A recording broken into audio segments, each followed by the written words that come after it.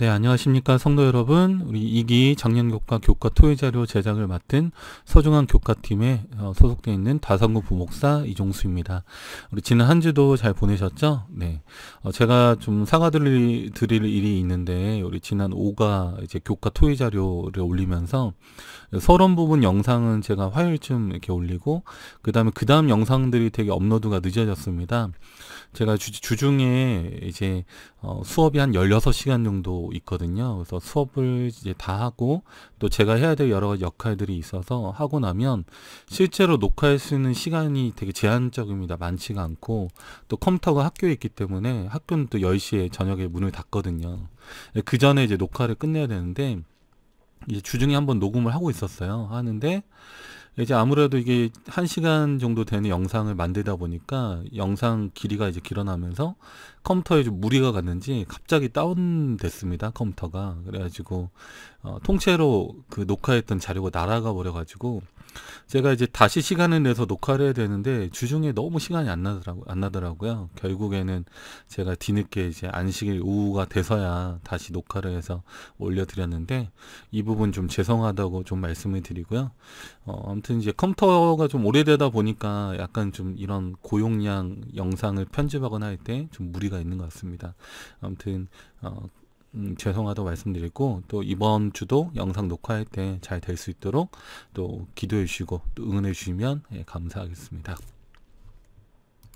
네, 우리 6가는 5월 8일 안식이 되고요. 우리 제목은 아브라함의 후손입니다. 네, 우리 지난 5가에서 약속의 자녀들이라는 제목으로, 그러니까 이미 이 어떤 그 아브라함의 후손의 어떤 내용의 어떤 그 전 단계에서 이게 언약에 의해서 파생된 하나님과 아브라함의 관계이기 때문에 그 약속 안에 들어온 모든 사람들이 이 언약의 파급 효과 또 혜택을 받는 대상이 된다라고 이렇게 말씀을 드렸습니다. 자, 그럼에도 불구하고 아브라함의 후손을 통한 이스라엘이라고 하는 하나의 언약 공동체가 형성되는 것은 구약에 있어서 매우 중요한 사건임이 틀림없습니다. 왜냐하면 구약의 대부분이 이스라엘의 역사이고 또 이스라엘에게 파견됐던 여러 선지자들의 기별이 포함되어 있기 때문에 이 아브라함의 후손을 통해서 이스라엘이라고 하는 언약 공동체가 형성되는 과정, 이것을 살펴보는 것은 매우 중요합니다. 그리고 아브라함의 후손 안에는 그 언약을 바탕으로 해서 등장하게 되는 메시아와 또 신약의 어떤 언약 공동체인 교회까지 포함한다는 것의 어떤 개념들, 그리고 그 후손으로서의 우리가 가져야 될 어떤 책임감과 사명, 이런 것들은 무엇이 있는지를 살펴보는 내용이 이번 교과가 되겠습니다. 자, 그래서 이 교과에 있는 이제 그림 보시면 지금 이제 뒤에 있는 나이 든 노인분은 아브라함 같죠, 그렇죠? 앞에 있는 여성분은 현대 이제 그리스도인, 교회에 아마 출석하는 그리스도인들을 묘사한 것 같습니다. 그래서 아브라함의 하나님은 곧 우리의 하나님이고 또 동일한 언약을 우리에게 주시는 약속의 하나님이다. 그래서 우리도 이 아브라함의 후손으로서의 정체성을 유대인들만 갖는 게 아니라 우리 그리스도인들도 이 아브라함 언약 안에 같이 포함되어 있다. 그렇다면 구약은 우리가 무시하고 구약은 우리가 상관없어 라고 버려야 되는 부분이 아니라 구약 성경에 주어졌던 여러 약속들이 동일하게 우리에게 있어서 너무나 큰 의미를 가지고 있기 때문에 이 부분을 우리가 자세히 한번 살펴볼 필요가 있다라고 하는 것입니다. 그래서 여러분 혹시 그동안 좀 구약 성경을 좀 많이 안 읽으셨다면, 또는 왜 이렇게 이스라엘 역사가 많이 나와 이렇게 하면서 좀 불평하셨다면 좀 다시 한번 좀 우리의 마음을 다잡고 아브라함의 후손에게 하나님이 어떤 사명과 어떤 명령과 어떤 지시들을 주셨고 또 어떤 약속을 하셨는지에 대해서 좀 살펴보면서 우리도 그 역사를 거울 삼아서 우리는 이 시대에 또 이렇게 해야 되겠구나, 어떤 과거의 실패와 실수들을 바로잡을 수 있는 어떤 그런 계기가 되었으면 좋겠습니다. 네, 아브라함의 후손은 이제 영문교과에서는 에이브러햄 시드라고 이렇게 표현을 해놨습니다. 그러니까 이걸 직역하자면 아브라함의 종자 또는 아브라함의 씨앗이라고 할 수 있습니다. 그러니까 후손에 해당하는 영어 단어가 꽤 여러 개가 있어요, 그렇죠? offspring이라는 단어도 있고, descendant라고 하는 단어도 있고, 여러 가지 단어들이 있습니다. 근데 굳이 시드라고 하는 씨앗이라고 하는 표현을 해놓은 이유가 있다라고 생각이 되는데요. 제가 오른쪽에 이제 꽃 사진을 하나 띄워놨습니다. 자, 보시면 꽃의 안쪽에 씨방이라고 하는 어떤 씨를 품고 있는 방이 있고 그 안에 밑씨라고 하는 게 있죠.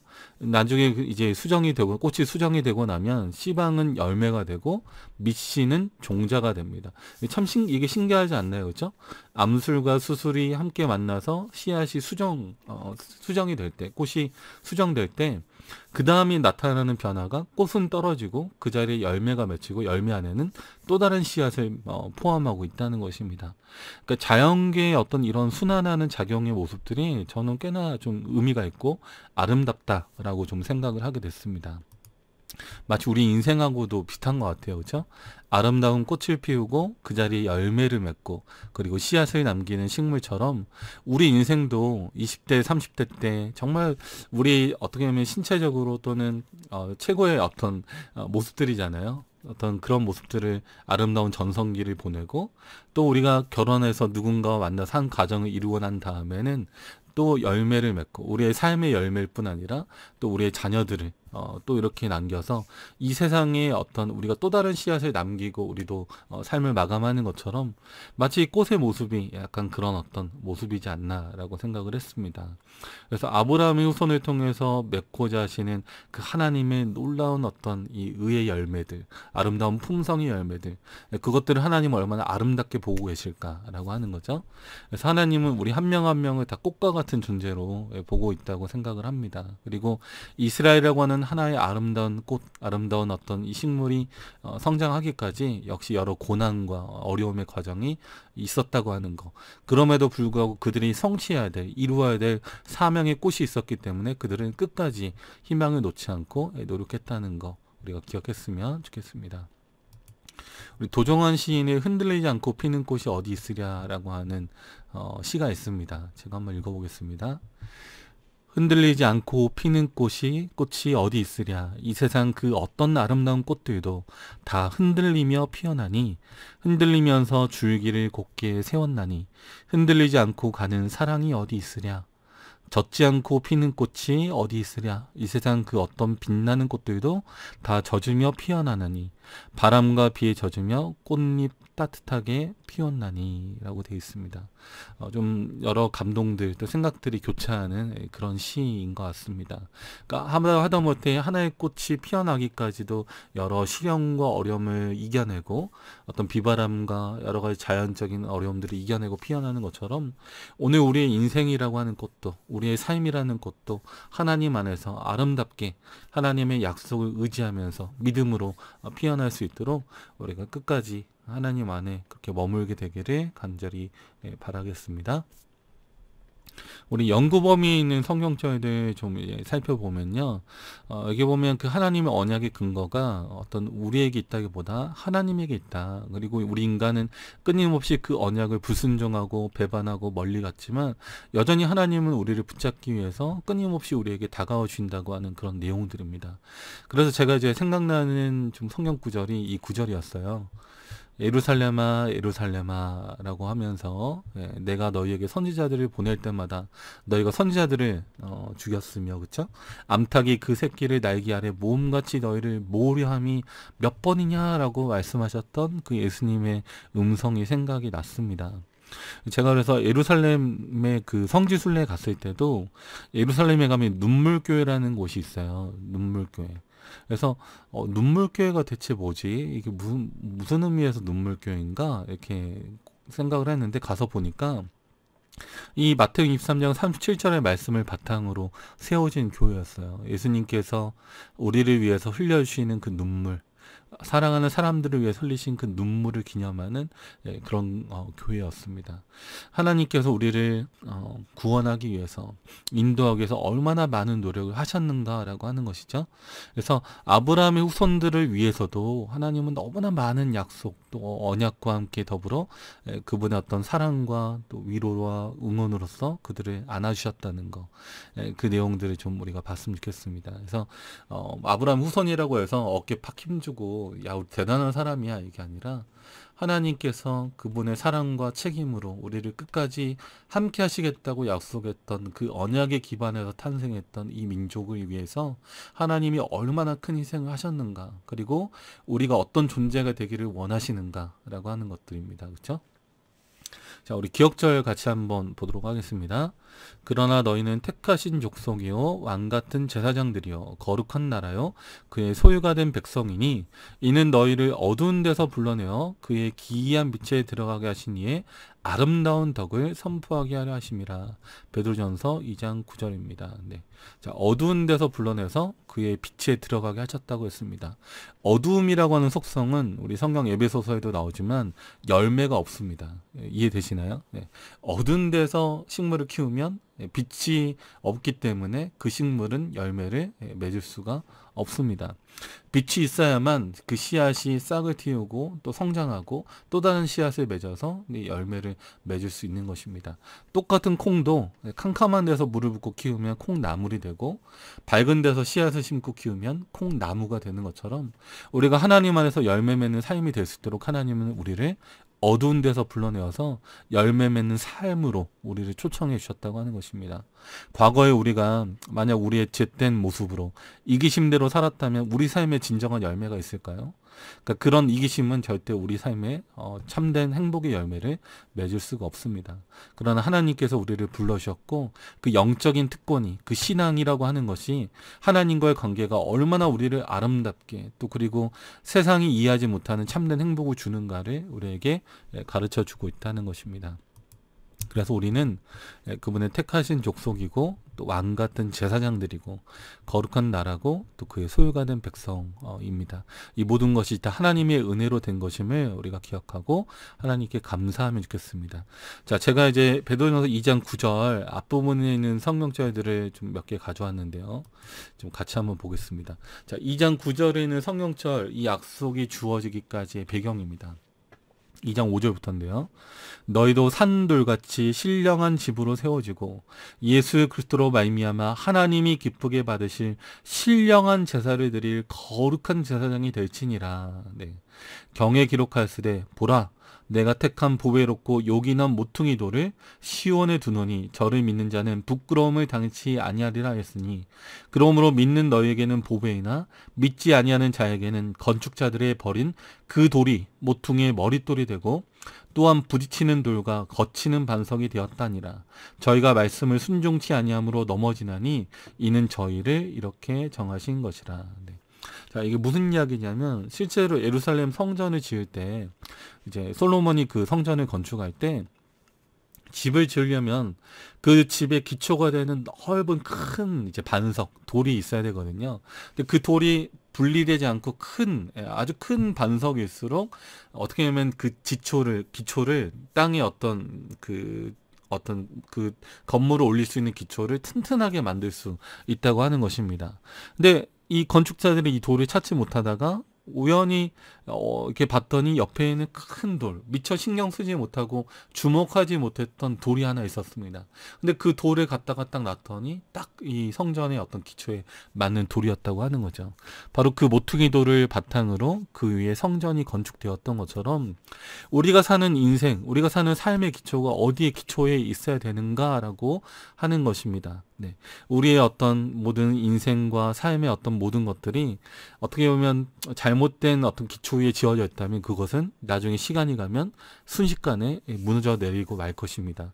그러나 예수 그리스도를 바탕으로 그분의 품성을 바탕으로 우리의 삶이 인생이 건축된다면 우리는 그분 안에서 지속 가능한 영어로는 롱런이죠. 오래 갈 수 있는 그런 어떤 성장과 또 행복의 경험을 할 수 있을 거라고 생각합니다.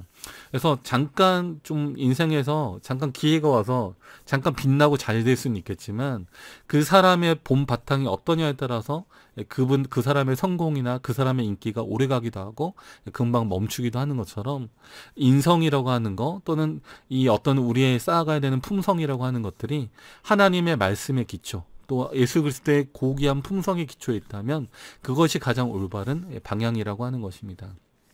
그래서 아브라함의 후손이라고 했을 때 아브라함의 후손들은 기본적으로 자신들의 속절없는 상태를 인식하면서 오직 하나님께 그들의 모든 것들을 의지하고 내려놓는 가운데 이 약속을 이루어가야 한다라고 하는 것들, 이것들을 기억하면 좋겠습니다.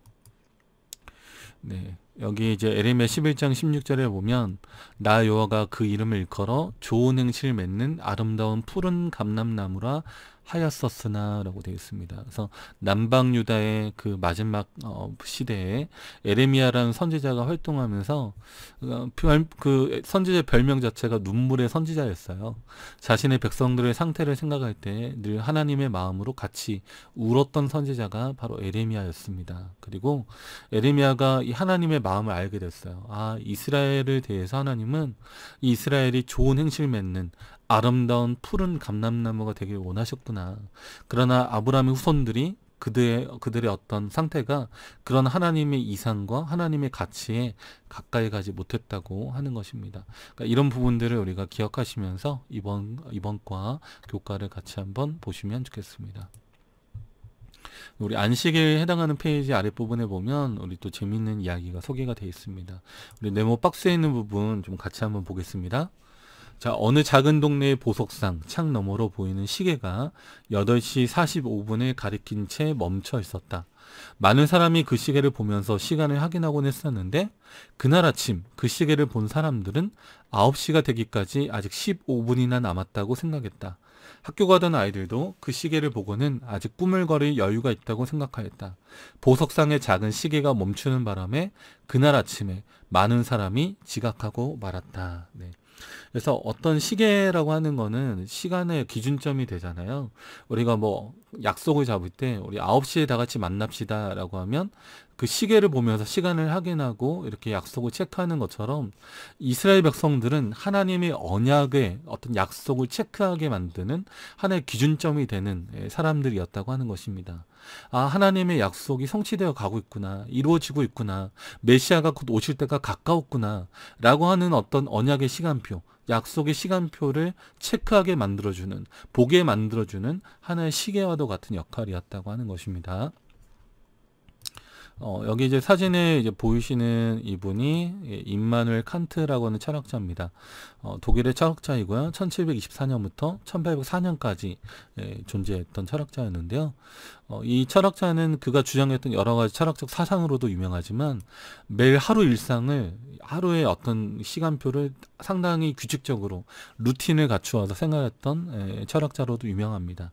매일 아침 5시에 이제 기상을 해가지고 자신이 수업을 가르쳐야 되는 학생들에게 이제 어떻게 강의를 할까 준비하는 시간을 이제 갖고요. 그리고 이제 점심 때는 또 반대로 상당히 또 여유 있게 점심을 식사를 했습니다.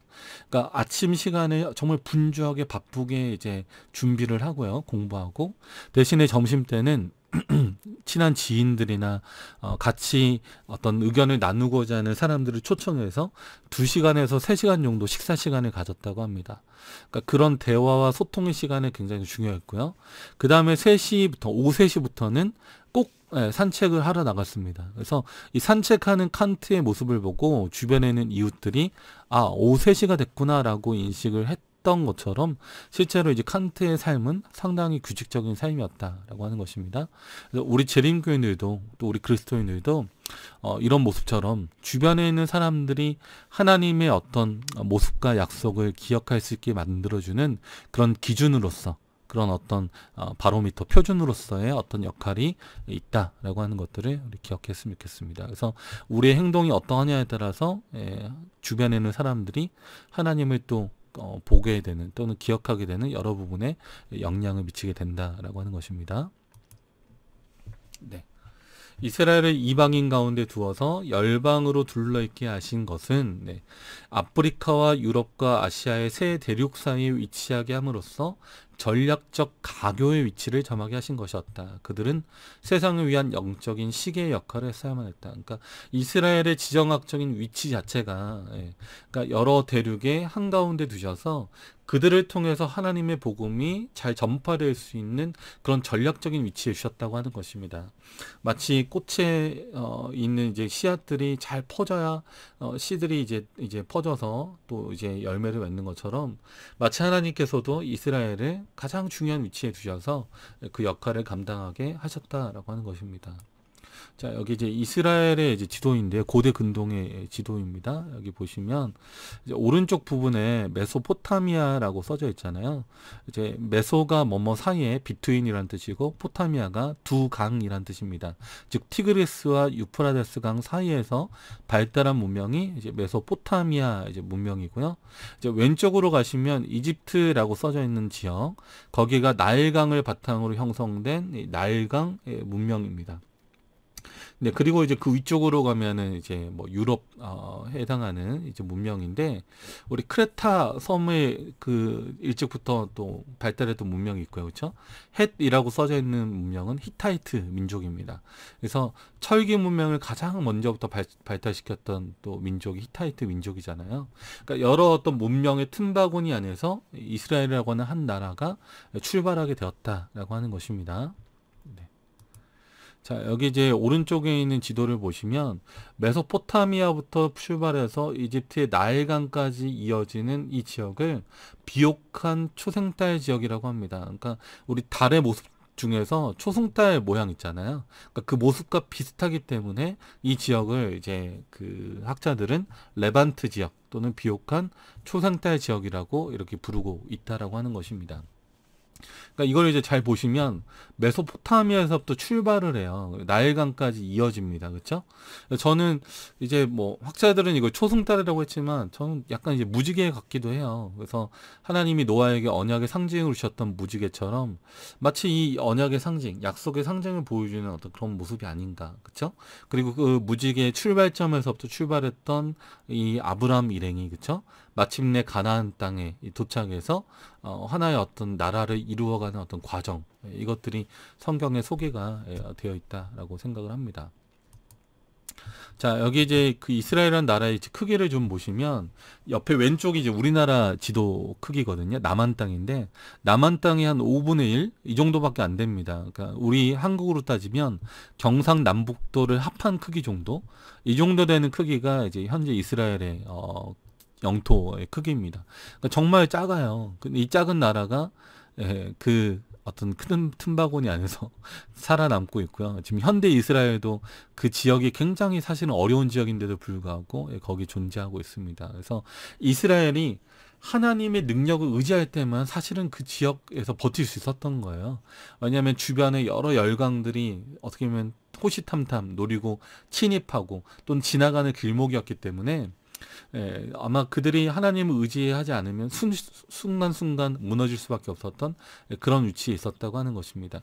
마치 우리나라랑 좀 비슷해요. 그렇죠? 우리나라도 위쪽으로는 러시아, 또 중국, 일본, 어떤 이런 나라들 둘러싸여 있는 것처럼 지정학적으로 교차로입니다. 중간에 어떤 위치에 있기 때문에 그들이 스스로 강해지고 그 다음에 하나님께서 그들에게 도움을 주지 않으면 절대로 그 위치에 버틸 수 없는 위치라고 하는 겁니다.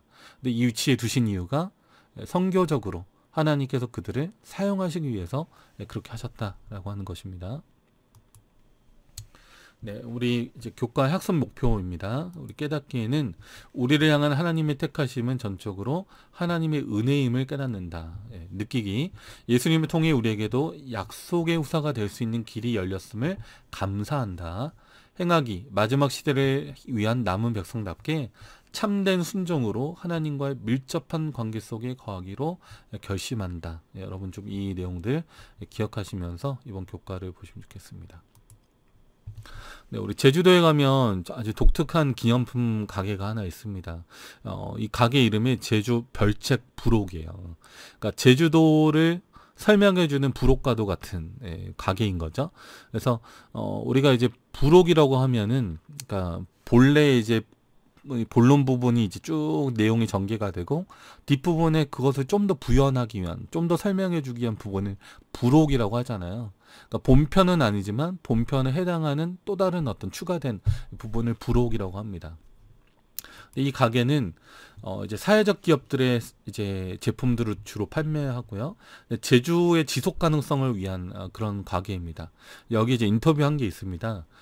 여기 이제 이 사무국장은 제주 별책 부록을 공동체와 자연의 책임감이 있는 특별한 제품들을 골라 제주를 찾는 관광객에게 소개함으로써 사회적 기업에 도움이 되는 전빵이라고 소개했다고 합니다. 제주의 자원을 얼마나 활용하는가, 또 제주가 얼마나 선순환되는가, 소비자에게 얼마나 매력적인가를 기준으로 추려진 제주 별책 부록의 특별한 기념품들. 제주 별책 부록을 찾는 이들은 이러한 제주 별책 부록이 지닌 색다름과 특별함에 놀란다라고 하는 것입니다. 그래서 제주의 지속 가능성이에요. 근데 만약 이 지속 가능성을 생각하지 않고 그냥 무분별한 개발과 어떤 이런 것들만 이루어진다면 제주도라고 하는 그 환경이 계속 유지될 수가 없겠죠. 그래서 하나님께서 주목하시는 것은 이제 그런 것입니다. 하나님과 우리 인간이 함께 살아갈 그 세상의 지속 가능성이에요. 만약 우리가 타고 있는 배가 구멍이 나서 곧 침몰하는 배라면 어떻게 해야 될까요? 새로운 배로 빨리 옮겨 타야 하는 것입니다. 그렇죠? 네. 그러니까 이미 아담으로 인해서 우리 이어지는 아담의 후손에게 있어서는 더 이상 희망이 없어요. 메시아가 오기까지 우리에게 유일한 희망은 새로운 배가 와서 그 배에 옮겨 타는 거 말고는 희망이 없는 것입니다. 그러니까 예수 그리스도께서 초림하셔서 우리를 구원하신다고 하는 그 희망, 그 소망이 없으면 우리는 아담의 후손으로서 우리는 죽을 수밖에 없는 운명에 처해 있다고 하는 것입니다. 그렇죠? 저는 그래서 좀 이런 생각들을 많이 합니다. 성경은 창세기 3장 이후로 하나님의 사랑에 의해 기록된 부록이라고 생각을 합니다. 인간 편에 있어서 더 이상 인간은 뭐 핑계할 것도 변명할 것도 내세울 것도 없습니다. 그러나 무가치한 존재를 위해 쏟아부어진 그 측량할 수 없는 사랑 때문에, 그 하나님의 사랑 때문에 성경의 역사는 계속해서 이어졌다라고 하는 것입니다. 만약 그 하나님의 구원하심이 아니었다면 창세기 3장에서 성경은 끝나야 합니다. 아담과 하와가 죄를 지었기 때문에 인간은 죽게 되었다. 이게 끝인 거죠. 그러나 우리가 구원의 희망을 갖고 있는 것은 하나님께서 하나님의 아들을 통해서 우리를 구원하신다고 하는 놀라운 구원의 약속이셨기 때문에 우리는 그 구원의 약속을 의지하면서 그 약속의 바탕 위에서 살아가고 있다라고 하는 것입니다. 아브라함의 후손이라고 했을 때 아무것도 내세울 게 없습니다. 우리를 위해 주어진 그 하나님의 사랑의 약속, 하나님의 은혜의 약속, 하나님의 놀라운 언약만이 우리의 유일한 희망이라는 사실을 기억하면 좋겠습니다. 네, 우리 이제 TMI 위로 부분인데요. 여기 이제 6가지의 질문이 있습니다. 그 중에서 2개만 선택해서 한번 해볼 텐데요. 1번과 2번에 있는 질문을 제가 한번 골라 봤습니다. 우리 첫 번째 질문입니다. 누군가로부터 선택받아 본 경험이 있습니까? 라고 되었는데요. 가정 또는 학교 또는 직장에서 선택받아 본 경험을 좀 같이 나눠보는 그런 시간입니다. 저는 이제 여러 가지 좀 고민을 하다가 제 마음 가운데 그래도 저에게 있어서 가장 큰 선택 또는 가장 큰 어떤 추억도 되고 힘이 됐던 경험이 있다면 바로 제가 신학도가 됐던, 신학과생이 됐던 경험이라고 생각이 됩니다. 우리 신학과 그 생활관 앞에 가면 이 비석이 서 있어요. 여기 뭐라고 되어 있냐면, 이곳은 예수의 길을 따라 세상을 구원하려는 높은 꿈을 가진 재림교회의 젊은 신학도들이 말씀과 기도로 자신을 연마하며 미래의 부르심을 위해 준비하는 구별된 생활훈련의 장입니다. 이 글귀가 사실 너무 좋습니다. 우리 김상래 교수님 생활관장으로 계실 때 또 이 비석도 만들어지고 또 이 내용들을 이 입구에 왔다 갔다 할 때마다 제가 이렇게 보게 됐는데 제 마음 가운데 아주 큰 감명을 주었던 그런 내용입니다. 그래서 우리 늘 외치는 구호가 있었어요. 우리 모이면은 영성 있는 신학도, 네, 실력 있는 신학도. 우리 김상래 교수님께서 정말 많이 강조하셨던 그런 내용인데 저에게도 큰 어떤 하나의 모토가 되고 힘이 되었던 그런 내용입니다. 제가 신학과생이 될 수 있었다는 거 다 하나님의 은혜라고 생각을 합니다. 제가 고3 4월 달에 제가 살던 생활관, 고등학교 생활관이 무너졌던 적이 있습니다. 죽을 뻔한 경험을 하고 나서 제가 그때 이제 성경을 처음으로, 태어나서 처음으로 창세기부터 계시록까지 읽게 됐어요. 원래는 제가 역사교사가 되는 게 꿈이어가지고 고려대학교 역사교육학과 가려고 준비하고 있다가 갑자기 그 사건이 있은 뒤로 여러 가지 생각을 하게 됐습니다. 만약 내가 죽었다면 지금까지 공부하던 게 무슨 소용이 있을까? 너무 허무하다, 허망하다라고 생각을 하면서 또 하나 들었던 생각은 만약 내가 하늘에 간다면 예수님이 물어보실 것 같은 거예요. 종수야, 너 성경 한 번은 읽고 왔니? 라고 물어볼 것 같아서 너무 이제 그 마음이 급해가지고 나 성경 한 번도 안 읽고 구원받기가 너무 뻔뻔한 겁니다. 사실 말도 안 되는 거죠. 그래서 창세기부터 이 계시록까지 진짜 일주일 만에 읽었습니다. 7일 만에 읽었어요. 자는 시간 빼고 정말 미친 듯이 읽었습니다. 읽고 나니까 너무 마음이 편안하고 제가 들었던 생각이 이 성경이 역사책이구나. 특별히 하나님께서 세상을 구원하시기 위한 역사구나. 이 세상의 역사는 좀 왜곡된 역사가 많아요. 그렇죠? 누군가 뭐 정복했다, 이겼다 이걸 기념하면서 패자의 어떤 여러 가지 부분들을 왜곡시키고 잘못 기록한 역사가 많습니다. 근데 성경의 역사는 어떤 인간의 실수나 잘못을 감추지 않고 하나님께서 그들을 얼마나 구원하시길 원하시는가, 그분의 사랑과 어떤 이런 구원에 대한 부분을 보여주기 때문에 너무나 가치 있는 역사라고 생각합니다. 그래서 제가 고3 4월 달에 제 진로를 바꾸고 신학과에 가기로 결심하고 딱 원서 하나만 냈습니다. 제가 당시에 문과에서는 상당히 공부 잘하던 편이었는데 딱 원서 딱 하나만 내고 신학과에 들어오게 됐습니다. 신학과 다니면서 제가 할 수 있는 역할이나 직책은 다 해본 것 같아요. 뭐 관리부장부터 해서 측장, 그 다음에 예배부장, 그 다음에 생활관, 뭐 생활부장, 그 다음에 학회장, 생활관 조교, 뭐 하여튼 생활관에서 해볼 수 있는 건 다 한 것 같습니다. 제가 그래서 생활관에서 정말 여러 가지 추억들이 정말 많고 거기 우리 친구들과 또 후배들과 보냈던 기억들이 저에게는 아주 좋은 또 소중한 추억으로 되어 있습니다. 특히 우리 신학과생들은 2학년이 되면 2학년 음악회라는 걸 했습니다. 저희 이제 신학과 공공학번부터 시작됐던 바로 그 전통인데 그 음악회 때 누군가 이런 멘트를 했던 게 기억이 나요. 제가 정확하진 않지만 한번 적어봤습니다. 간호학과 1년 다녔다고 간호사라고 부르지 않고, 약학과 1년 다녔다고 약사라고 부르지 않고, 법학과 1년 다녔다고 판사나 검사, 변호사라고 부르지 않는데 신학과는 입학해서 들어오자마자 각 교회 사역을 위해 봉사하는 전도사가 된다. 네. 어떻게 보면 되게 부담스러운 거예요. 왜냐하면 뭐 아는 게 뭐가 있습니까? 아직 성경도 다 모르는데요. 근데 1학년 들어오자마자 각 학과에 파견되는 학과 전도사, 3, 4학년이 되면 각 지역교회에 파송되는 또 학생 전도사, 또 대학원에 가면 또 대학원에서 각 지역교회를 위해 봉사하는 또 청년들을 담당하는 교육 전도사가 됩니다. 저도 그래서 신학과 1학년 들어간 순간부터 지금까지 단 한 번도 사역을 쉬어본 적이 없는 것 같아요. 심지어 휴학했을 때 또는 군대에 있었던 기간도 단 한 번도 사역을 쉬어본 적이 없습니다. 정말 이거는 어떤 면에서 하나의 부담이기도 했지만 하나의 특권이었고 하나의 큰 삶의 추억이고 또 경험이었다고 생각을 합니다.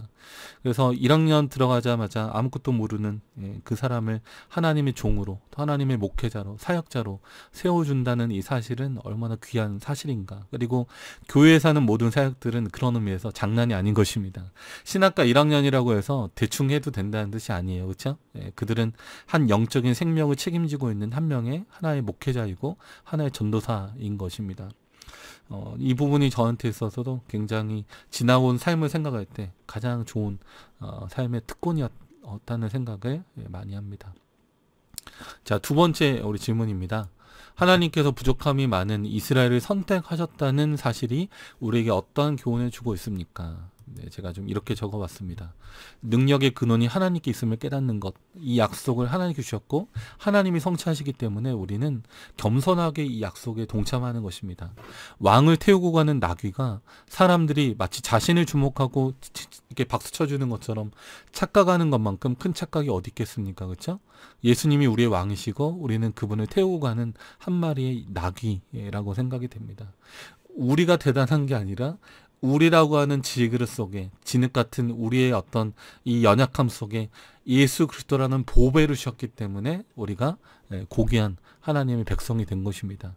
택하심이 또 우리를 선택하심이, 우리를 이끄시는 것이 모두 하나님의 언약의 기초에 있음을, 하나님의 은혜의 기초에 있음을 기억하고 우리가 하나님께 감사하면서 겸손하게 우리의 인생길을 걸어가는 우리 모두가 되었으면 좋겠습니다. 우리 사랑하는 우리 성도 여러분, 이번 한 주도 믿음으로 승리하시고요. 우리 일요일 해당하는 내용부터 차례대로 또 영상은 제가 또 녹화해서 또 하나하나 업로드 하도록 하겠습니다.